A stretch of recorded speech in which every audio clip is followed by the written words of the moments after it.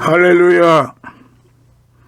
지난 시간에 이어서 오늘 또 로마서 9장 14절로부터 26절에 있는 말씀으로 42강으로 시작을 하겠습니다. 42번째 말씀을 같이 보시도록 하시겠습니다. 그런즉 우리가 무슨 말 하리요? 하나님께 불의가 있느뇨? 그럴 수 없느니라. 모세에게 이르시되 내가 긍휼히 여길 자를 긍휼히 여기고 불쌍히 여길 자를 불쌍히 여기리라 하셨으니 그런즉 원하는 자로 말미암음도 아니요 다른 박질하는 자로 말미암음도 아니요 오직 긍휼히 여기시는 하나님으로 말미암음이니라. 성경이 바로에게 이르시되 내가 이 일을 위하여 너를 세웠으니 곧 너로 말미암아 내 능력을 보이고 내 이름이 온 땅에 전파되게 하려 함이로라 하셨으니 그런즉 하나님께서 하고자 하시는 자를 긍휼히 여기시고 하고자 하시는 자를 강팍해 하시느니라. 혹 네가 내게 말하기를 그러면 하나님이 어찌하여 허물하시느뇨? 누가 그 뜻을 대적하느뇨 하리니 이 사람아 네가 뉘기에 감히 하나님을 힐문하느뇨? 지음을 받은 물건이 지은 자에게 어찌 나를 이같이 만들었느냐 말하겠느뇨?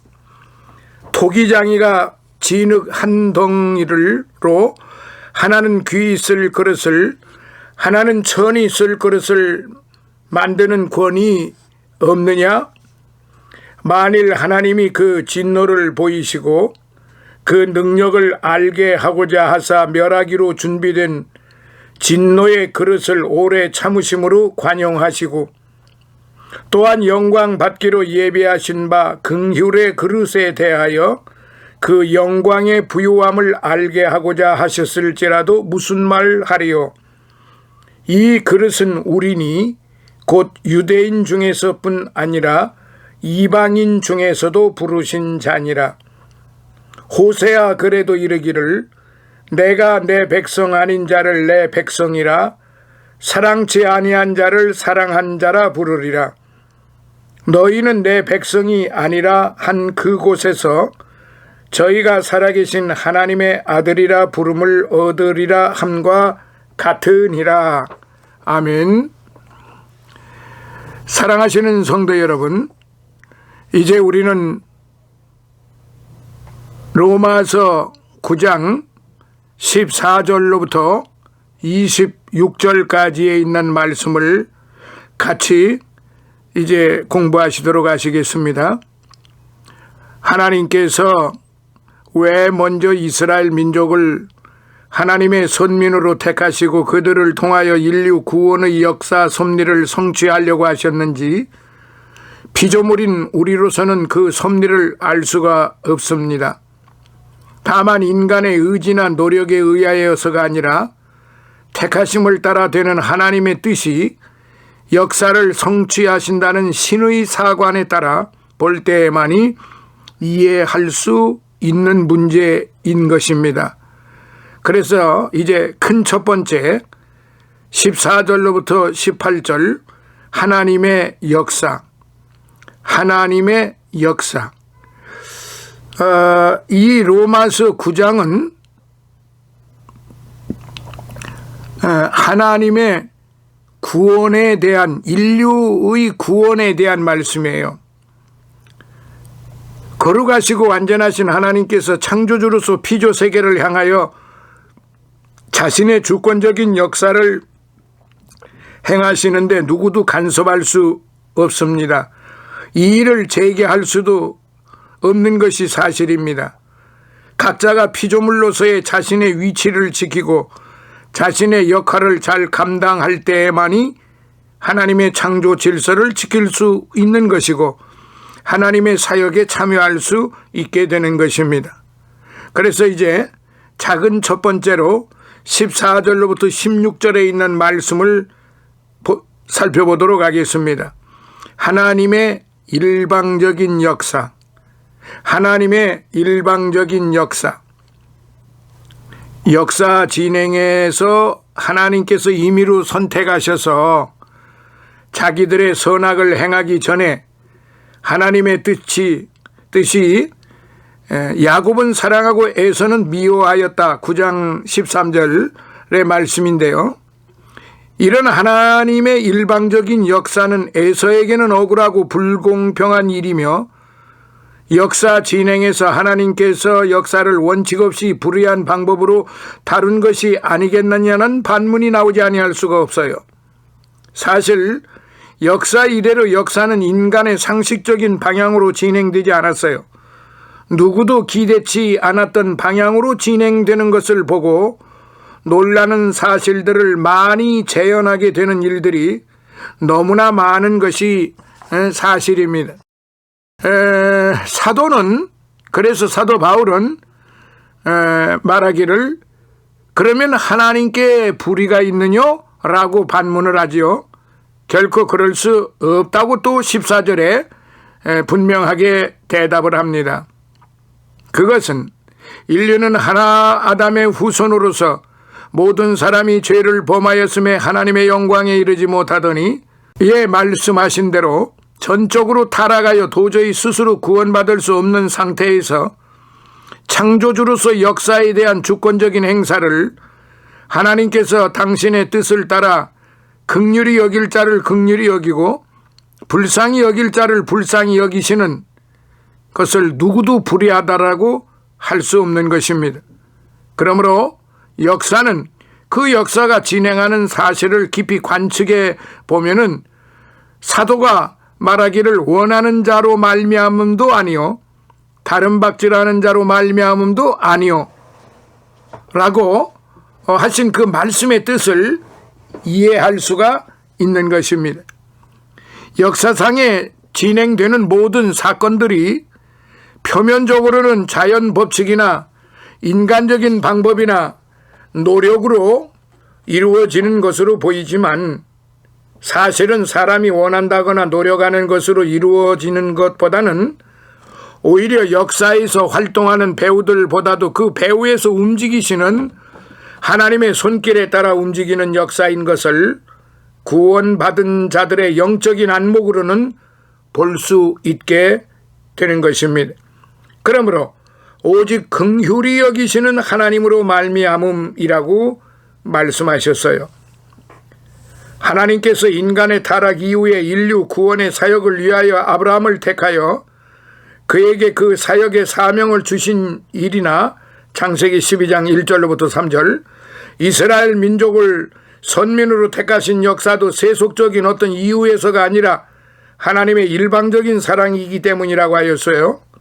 이런 사실에 대하여 하나님께서 너는 여호와 네 하나님의 성민이라 네 하나님 여호와께서 지상 만민 중에서 너를 자기 기업의 백성으로 택하셨나니 여호와께서 너희를 기뻐하시고 너희를 택하심은 너희가 다른 민족보다 수요가 많은 연고가 아니라 너희는 모든 민족 중에 가장 적으리라.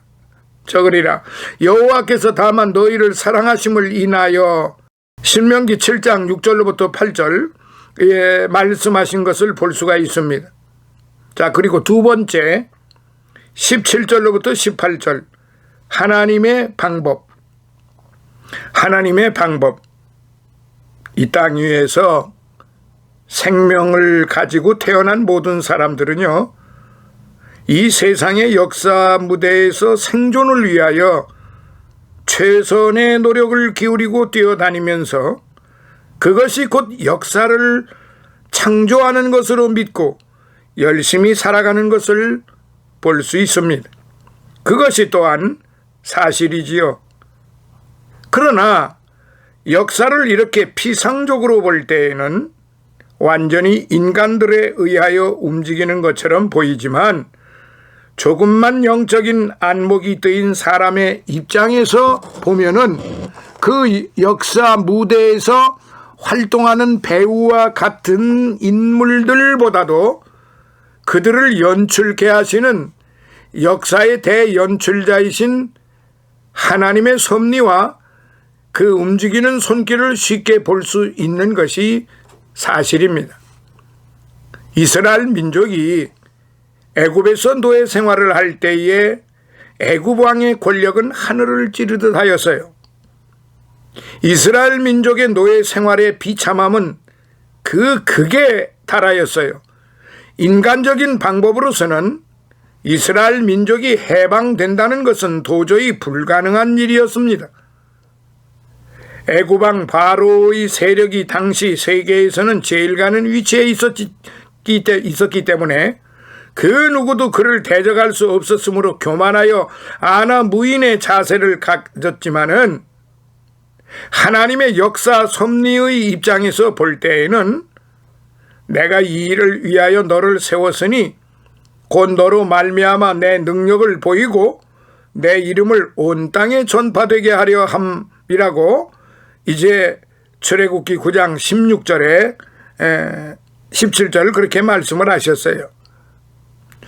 그러니까 로마서 9장 17절과 출애굽기 9장 16절을 보시면은 바로 내가 이 일을 위하여 너를 세웠으니 곧 너로 말미암아 내 능력을 보이고 내 이름을 온 땅에 전파되게 하려 함이라는 말씀인 것입니다. 그것은 애굽 왕 바로는 자신의 소신에 따라 끝까지 애굽의 대왕으로서의 위치를 지켰지만 오히려 그것이 하나님의 역사 섭리를 볼 때에는 하나님의 능력을 나타내시는 기회로 삼았고 이스라엘 민족의 하나님 여호와의 이름을 전 세계에 알리게 되는 계기로 삼으셨다는 말씀이지요. 세상 모든 사람들은 각자 자신의 의지에 따라 제멋대로 살아갑니다. 그 역사 현실의 뒷면을 보면 이 모든 역사를 하나님께서 주관하셔서 하나님의 역사 섭리의 의지에 따라 긍휼히 여기시기도 하고 강팍하게 하시기도 하는 것을 볼 수가 있는 것입니다. 애굽 왕이 강팍해짐으로 여러 가지 하나님의 능력의 역사가 나타났고 그로 인하여 일개 노예 민족이 세계 최대 강국의 통치에서 해방되는 위대한 역사가 나타나서 세계가 놀랄만한 역사적인 사건을 일으키게 한 것을 볼 수가 있게 된 것입니다. 자, 우리들이 이런 사실들을 상고해 볼 때 오늘 저와 여러분들은 세속적인 안목으로만 보게 되면 인간의 역사는 표면적으로는 사람들의 힘과 지혜와 노력으로 이루어지는 것으로 보이는 것 같지만은 영적인 안목으로 볼 때에는 역사는 어디까지나 하나님의 섭리하시는 뜻과 하나님의 역사하시는 방법으로만이 이루어진다는 사실을 우리가 다시 한번 알 수가 있게 되는 것이지요. 자, 이제 큰 두 번째, 역사의 주관자. 역사의 주관자. 19절로부터 26절까지 있는 말씀이죠. 이렇게 인류의 모든 역사는 하나님께서 주관하신다는 신앙 사상은 이스라엘 민족에게는 처음부터 확고부동한 사상이었는데 이것을 잘 표현하는 사상이 하나님을 토기쟁이로 비유한 것입니다. 토기쟁이는 흙에 대하여 전권자이기 때문에 흙으로 지어진 그릇들의 운명은 토기장이의 손에 달려 있는 것이 사실인 것입니다. 자, 작은 첫 번째 19절로부터 23절 한번 보면은 이스라엘 민족의 하나님을 토기쟁이라는 신앙사상은 창세기 2장 7절에서 하나님께서 흙으로 사람을 창조하신 일로부터 시작된다고 볼 수가 있어요. 인간은 질그릇, 고린도후서 4장 7절, 질그릇으로 표현을 한다면 이 질그릇을 만드신 분은 토기쟁이라는 사상에서 연유되었다고 볼 수가 있습니다. 이사야 선지자도 이 토기쟁이 신앙에 대하여 여러 번 언급하였는데 이 귀절들은 그릇과 같이 자신들의 운명이 하나님의 손에 달려 있음을 인정하는 표현으로서 하나님과 인간과의 관계를 가장 적절하게 표현한 사상으로 표현한 것으로 볼 수가 있습니다. 더욱이 예레미야 선지자도 토기쟁이의 집에서 토기쟁이가 임의로 자신이 원하는 대로 그릇을 만든 사실에서 교훈받은 대로 이 토기쟁이의 신앙 사상을 그대로 계승하여 진흙이 토기쟁이의 손에 있음같이 너희가 내 손에 있느니라 라고 예레미야 18장 6절에 말씀을 하셨지요. 하나님의 주권적인 행사에는 그 누구도 개입할 수가 없어요. 하나님께서 원하시는 대로 역사가 진행된다는 사실을 강조한 것을 볼 수가 있습니다. 이 사상은 신약시대의 사도 바울도 하나님의 주권적인 역사를 이해할 수 있는 기본적인 신앙 사상으로 받아들인 것을 본문에서 볼 수가 있습니다. 그러므로 사도는 이렇게 창조주 하나님의 역사에 대하여 지음받은 물건이 지은 자에게 어찌 나를 이같이 만들었느냐 말하겠느냐 9장 20절에 이렇게 반문하여 봅니다. 그리고 토기쟁이의 임의적인 역사에 대하여 토기쟁이가 진흙 한 덩이로 하나는 귀히 쓸 그릇 하나는 천이 쓸 그릇을 만드는 권이 없느냐 21절 반문하는 형식으로 말씀하므로 하나님의 절대 주권적인 사역을 자연스럽고 당연한 것으로 설명을 하였습니다. 그러므로 인류의 역사는 하나님의 뜻에 따라 진행된다는 신의 사관의 입장에서 볼 때에 만이 역사의 표면과 내면을 함께 볼 수 있고 바른 이해를 할 수 있다는 말씀입니다.